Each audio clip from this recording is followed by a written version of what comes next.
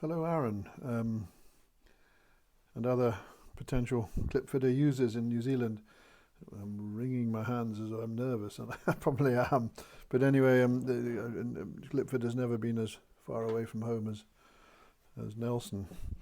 Um, but actually, I have, when we made in the old days ear tags, we got them approved over in New Zealand and Australia and used quite extensively.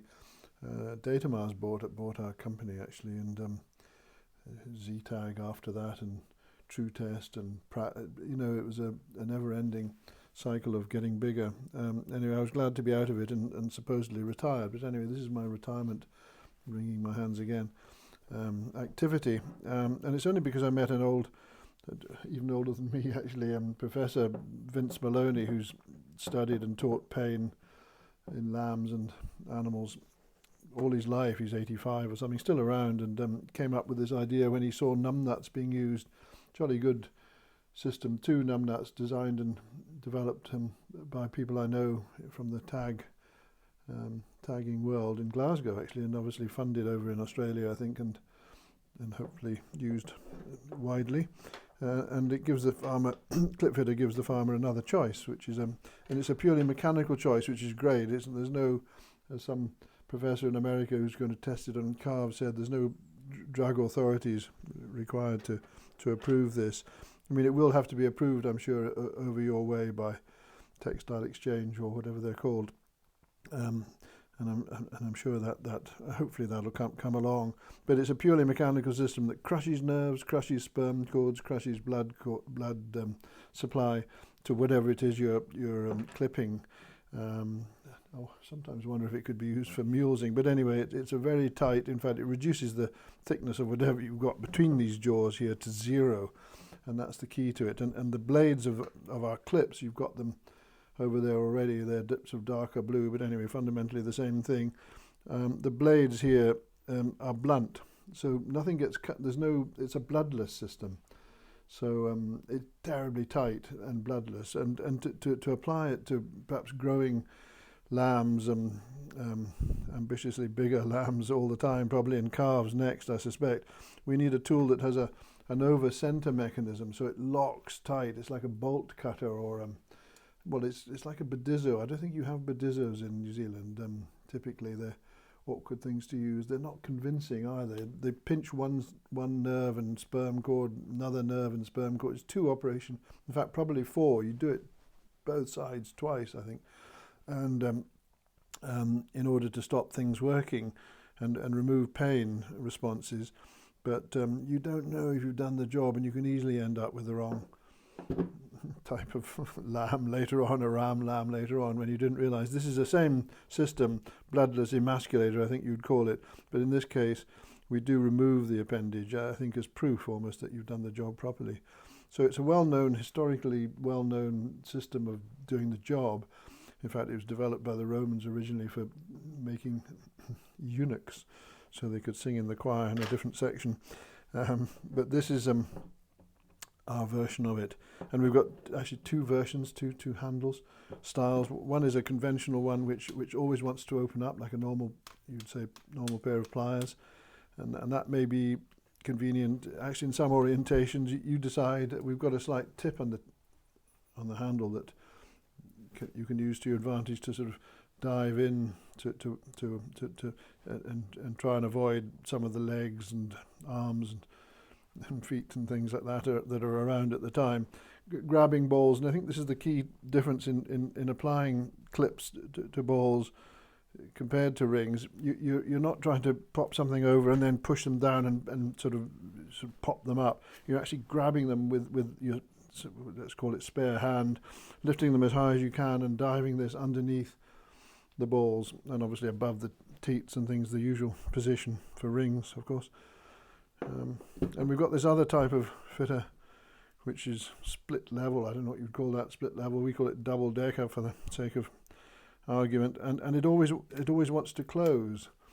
The spring in the back, there we go, always wants to close the levers. And the reason we did this was that, it was the old prof's idea. I like to sort of, I've got a clip on here already, sorry about that, and some nice bollocks here. But if you did grab balls and and put this thing on them underneath, and want to change your grip to a double-handed, you probably, chaps, will be strong enough to do it single-handed, but you might want to change your grip, or at least double check you've got the appropriate number of balls in there before you pull the trigger. This thing's holding them for you because of that reverse spring, so you can open and close it really over the centre of gravity. It makes a heavy thing feel light, actually. I mean, this is all right. You're quite near the centre of gravity anyway, the way you tend to hold it. In the end, you'd probably go further down to close, of course, the greater the leverage further away.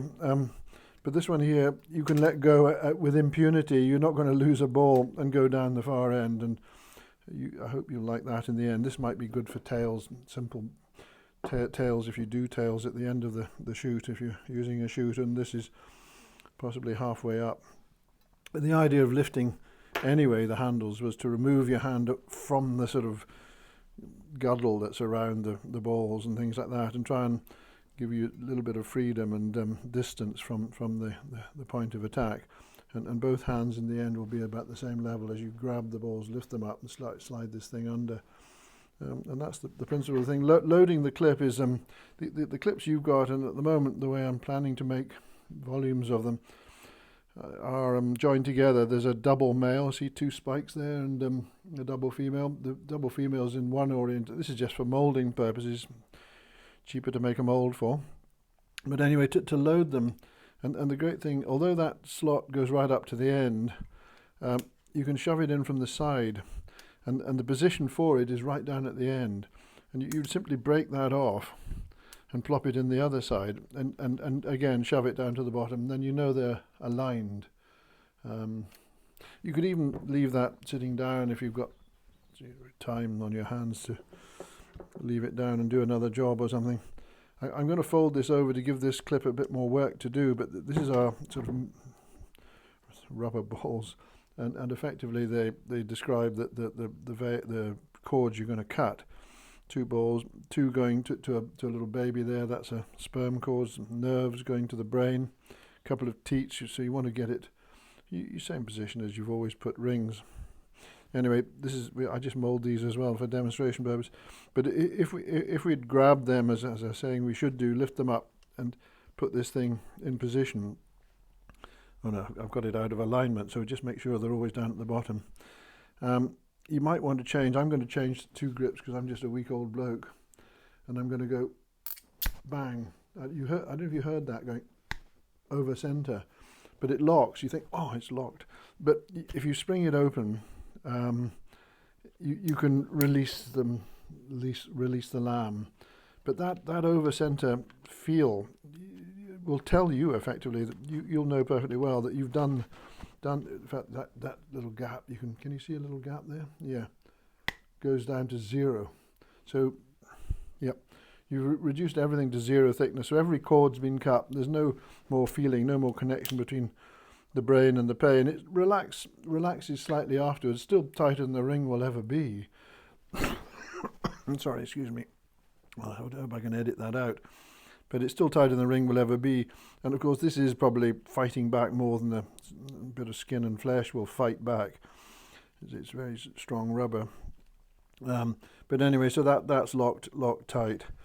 I'm just going to mention this in the passing because we have to develop it further. But this is a plant-based version of the clip, still brick hard and going to deteriorate when it hits the soil, not on the lamb.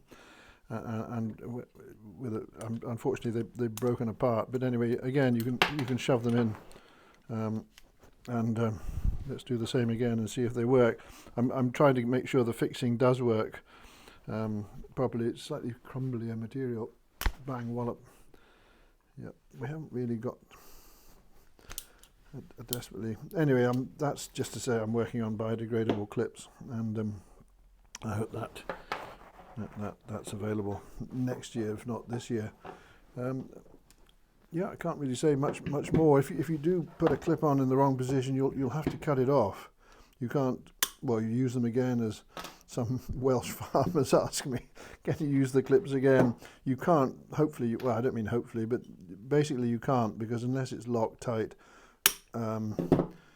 you're not really going to be able to rely on it doing the job right the way through. You can see can you see the crush line? That is the case. If you look at the skin, if ever you do take a clip off, you will see a crush line. I mean, it's definitely doing the job. And at the end of the day, the balls come off quicker, the tails come off quicker, and what remains is a cleaner, tighter, straighter scar, tighter than you'll ever have had with rings before. And I'm hoping that the speed of removal and the cleanliness and tightness of the surgery effectively will give the animal some almost health benefits, apart from not checking them with this permanent fix. I mean, I did call these clips originally fit clips, using a little phrase, fit clips, not rings.